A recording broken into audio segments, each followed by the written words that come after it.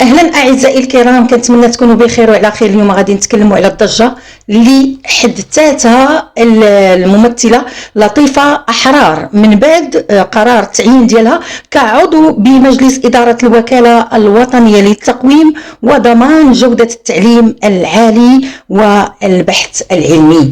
اذا فهذا القرار هذا صراحه حدث واحد الشرخ كبير بين مؤيدين ومعارض. المؤيدين هما قلال ولكن المعارضين هم كثر، ومنهم أكاديميين ومنهم ناس عاديين متابعين لقضايا الشأن العام، ويعني نعتبروا الرأي ديالهم هو راهو يتخاض به. علاش لا؟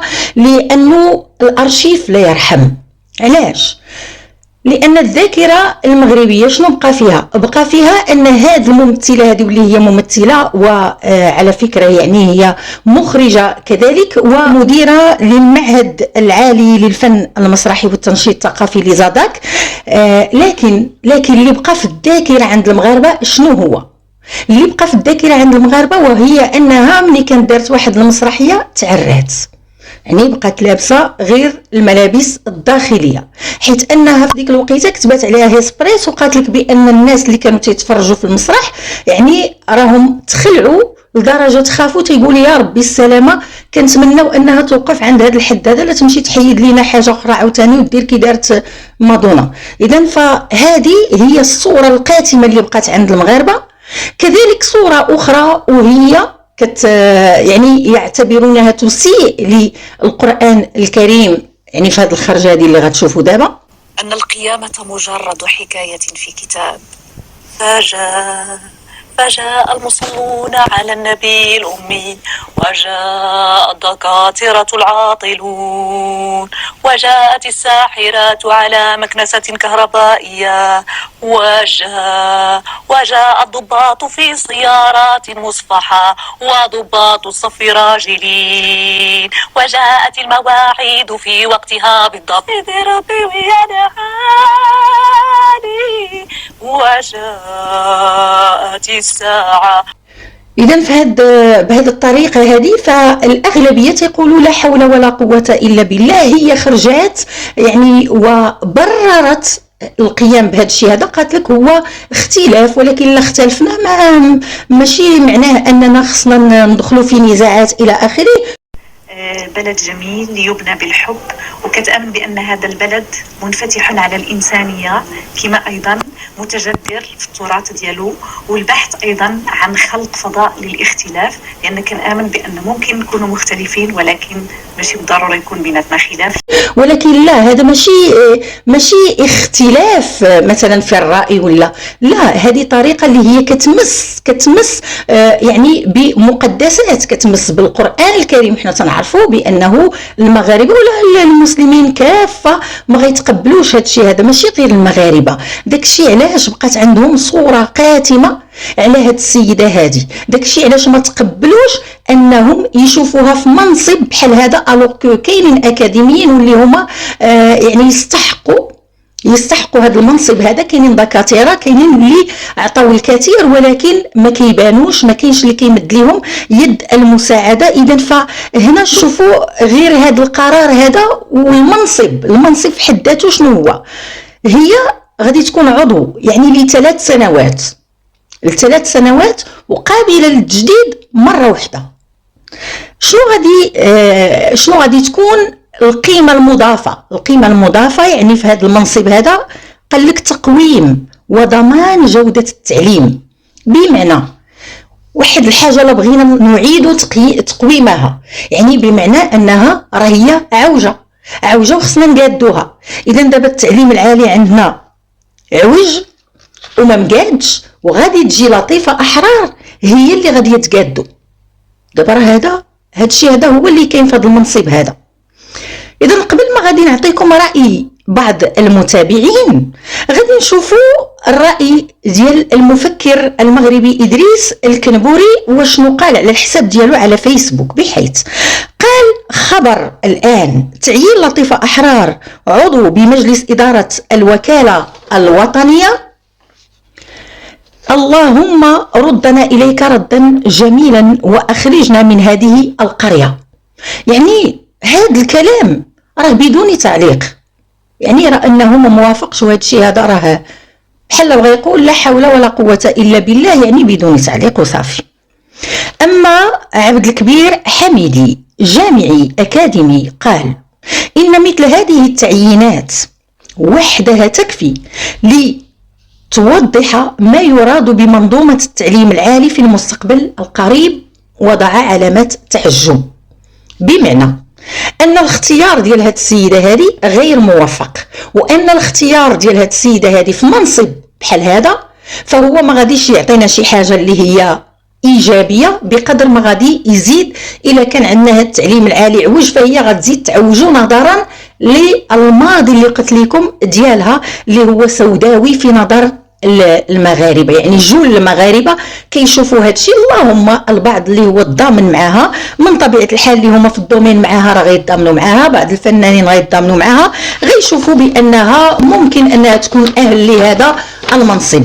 كاين اللي تيقول بانها ما عندها، لانه هذا المنصب هذا كيحتم على اللي غادي يكون اهل ليه تكون عنده اصدارات اكاديميه علميه، يعني يكون تصدر مقالات علميه الى اخره، باش عاد ممكن انه يتنصب في منصب بحال هذا، حيت ماشي سهل، ماشي غير اجي وخوض منصب بحال هذا. هي عندها الماستر ويلا تتوجد للدكتوراه، ما عندهاش يعني حتى الدكتوراه. اذا كيبقى سؤال هنا، محمد كيف غادي تشوفوا هنايا تيقول ما هي القيمة المضافة لهاد السيدة في وزارة التعليم العالي؟ هذا هو العبث بعينه، المناصب أصبحت تعطى إلى فيصل معين في البلاد، يعني بغى يقول باك صاحبي.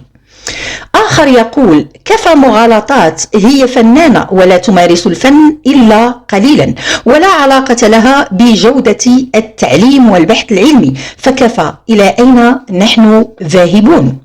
مصطفى يقول هزلت، أنا لست ضد هذه الفنانة، ولكن عندي عدة أسئلة عما قدمت لمجال التعليم العالي والبحث العلمي.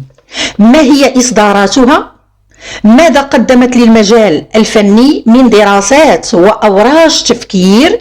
كل ما نعلم عنها أنها عضو في لجنة تحكيم برنامج فكاهي رفقة فكاهيين آخرين يرقصون كلما أطلقت وصلة غنائية شعبية.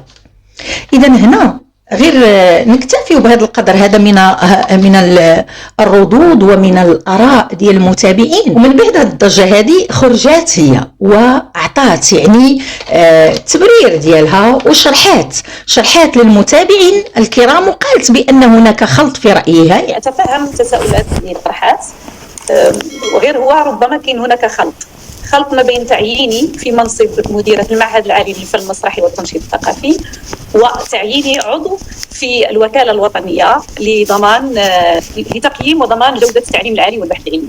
كنظن هناك خلط. بالنسبة للمعهد العالي للفن المسرحي والتنشيط الثقافي صحيح كانت هناك مباراة واللي شارك فيها مجموعة من الزملاء والزميلات أيضا وأطر كفءة، وطبعا كان هناك يعني كل واحد قدم المشروع ديالو، وكانت لجنه اللي شاف هذاك المشروع، ومن بعد خرجت النتائج وكان الاسم ديالي والمشروع ديالي اللي تقبل واللي اشتغلت عليه وانا اشتغل عليه، يعني رفقه الاطقم الفنيه التقنيه يعني في قضيه يعني التعيين ديالها بمعهد ديال التنشيط بمعهد ديال ليزاداك، انها عضو كذلك في مجلس الوكاله الوطنيه للضمان وتقويم جوده التعليم. كاين هناك خلط قالت بيناتهم بجوج، ولكن انا تيبان لي بان المتابع الكريم راه هو ما خلطش بين هاد الجوج هادو، ولكن عارفين الناس اش كيقولوا. حنا غادي نشوفوا هاد الشيء هذا. هاد السيده هذه كتبقى ممثله، يعني وتا في التمثيل ما كيشوفوهاش بزاف، هي ممثله على خشبه المسرح اكثر، ما كيشوفوهاش بزاف، وبقات في الذاكره عندهم، يعني نعتبروها فضائح لان ديك الصوره بداك الشكل داخل المجتمع المغربي وفي قاعه المسرح. الناس عندهم واحد التفكير، احنا كنعرفوا كمسلمين راه لابد من الاحترام، لابد يعني من الاخلاق، تكون عاليه. اذا باش واحد الانسان انك ترقيه وتعطيه واحد المنصب اللي هو مهم، اذا فكيخصو يكون اهل لهذا المنصب وتكون حتى الاخلاق ديالو، لان حنا داخل واحد المجتمع اللي كيهتم بزاف بالاخلاق. ولكن الا شفنا السيد اللي غنى على هذيك الاغنيه يعني وماذا اصبح فيما بعد، هذا ما يخليناش نتفاجئوا. اذا ما نتفاجئوش في هذه الحكومه هذه. خالف تعرف، وكل ما كانت الفضائح كل ما انت مزيان. اذا احنا صبحنا في واحد العالم وواحد الوقت اللي انقلبات فيه الموازين. ما غاديش نقولوا عاد غتنقلب، ولكن انقلبت الموازين، وحنا كنشوفوا على لي ريزو سوسيو بانه كل من هو داير الفضايح الا وتيتشهر فيما بعد، الا وتيكون عنده علاقات الى اخره. يعني الناس ما بقاش يهمها انه داك الشخص راه مقرون بفضائح. وبلا ما غادي نسرد لكم الامثله، نتوما راكم ادرى. اذا شنو رايكم نتوما؟ انا عطيتكم الاراء ديال الناس وعطيتكم يعني بناء على هذه الاراء كيف يعني المجتمع المغربي جله كيف يفكر. اللهم واحد الفئه اللي هي قليله واللي غتلقى مبرر لهاد الفنانه هذه وغادي تقول بانها راه ممكن انها تعطي في هذا المجال هذا. اذا اشنو رايكم نتوما؟ بلا ما نعطيكم انا رايي، انا عطيتكم دابا يعني الاراء بجوج ديال اللي هما مع واللي هما ضد. اذا شنو رايكم نتوما كمتابعين؟ واش متفقين انه هاد السيده هذه تكون في هذا المنصب هذا، علما انه القرار يعني راه خرج وزير التعليم العالي قال لك هذا القرار هو مستمر، يعني راه ما يمكنش انهم غاديين يحبسوا. يعني السيده راه 3 سنين غنشوفوها في هذا المنصب هذا، نشوفوها شنو غادي تعطي، ربما نعطيوها فرصه. ولكن تيبقى دائما ذاك الماضي يلاحق الانسان. داكشي علاش الانسان خصو دائما يصفي باش يشرب. فوالا بهذا انهي الفيديو. ما بقى لي الا نقول لكم السلام عليكم.